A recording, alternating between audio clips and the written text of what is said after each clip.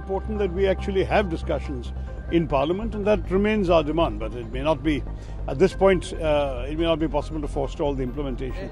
पहले उसका एक रिव्यू होना चाहिए, जेपीसी को रेफर होना चाहिए, उसकी इम्प्लीमेंटेशन ऐसे आनन फानन में नहीं होनी चाहिए.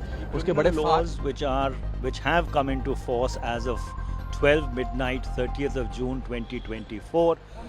Today the new 3 criminal laws will be in action from today itself. As you know, our concern was they were not fully discussed in Parliament because all the opposition was suspended. So it would have benefited from a further discussion. But, you know, the law is the law. We'll have to observe it.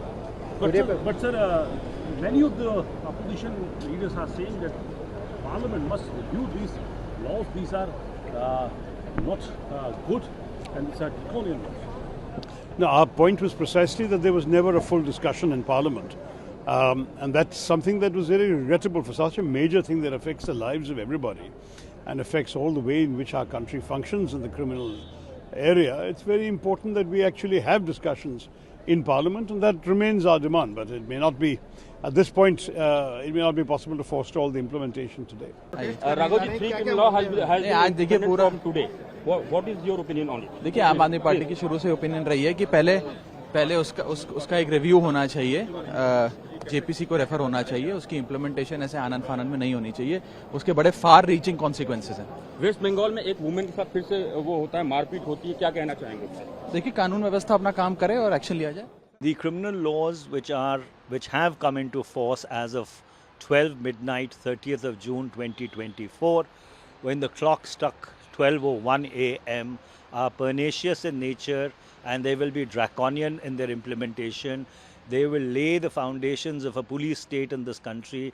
They will provide very wide latitude to the police across the length and breadth of the country because of the very ambiguous nature in which certain provisions have been crafted.